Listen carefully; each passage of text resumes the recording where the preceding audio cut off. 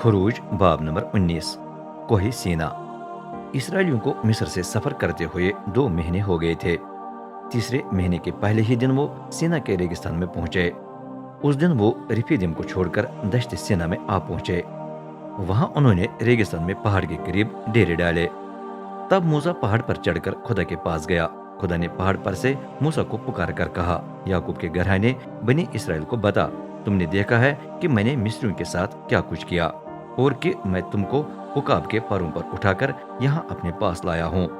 चनाचे अगर तुम मेरी सुनो और मेरे आहद के मुताबिक चलो, तो फिर तमाम कौमों में से मेरी खास मिल्कियत होगे। वो पूरी दुनिया मेरी ही है, लेकिन तुम मेरे लिए मखसूस इमाम की बादशाही और मुकद्दस कौम होगे। अब जाकर ये सारी बातें इसराइलियों को बता। मूसा ने पहाड़ से उतरकर और कौम के बुजुर्गों को बुलाकर उन्हें वो तमाम बातें बताएं जो कहने के लिए रब ने उसे हुक्म दिया था। जवाब में पूरी कौम ने मिलकर कहा, हम रब की हर बात पूरी करेंगे जो उसने फरमाई है। मूसा ने पहाड़ पर लौटकर रब को कौम का जवाब बताया। जब वो पहुंचा तो रब ने मूसा से कहा, मैं घने बादल में तेरे पास आऊंगा ताकि लोग मुझे तुझसे हम कलाम होते हुए सुने, फिर वो हमेशा तुझ पर भरोसा रखेंगे। तब मूसा ने रब को वो तमाम बातें बताएं जो लोगों ने की थीं।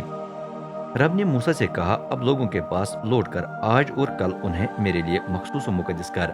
वो अपने लिबास धोकर तीसरे दिन के लिए तैयार हो जाएं, क्योंकि उस दिन रब लोगों को देखते देखते कोई सीना पर उतरेगा।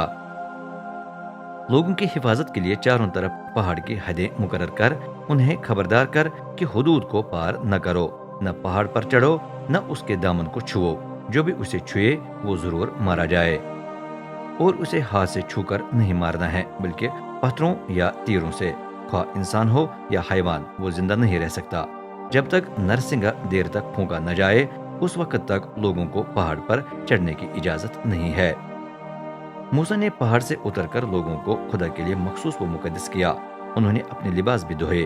उसने उनसे कहा, तीसरे दिन के लिए तैयार हो जाओ, मर्द औरतों से हम बिस्तर न हो। तीसरे दिन सुबह पहाड़ पर घना बादल छा गया, बिजली चमकने लगी, बादल गरजने लगा और नरसिंगे की निहायत जोरदार आवाज सुनाई दी। खीमा गाह में लोग लरज उठे। तब मूसा लोगों को खुदा से मिलने के लिए खीमा गाह से बाहर पहाड़ की तरफ ले गया, और वो पहाड़ के दामन में खड़े हुए।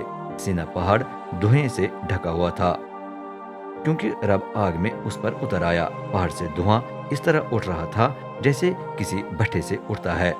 पूरा पहाड़ शिद्दत से लरजने लगा। नरसिंगे की आवाज तेज से तेज तर होती गई। मूसा बोलने लगा और खुदा उसे ऊंची आवाज में जवाब देता रहा। रब सेना पहाड़ की चोटी पर उतरा और मूसा को ऊपर आने के लिए कहा। मूसा ऊपर चढ़ा।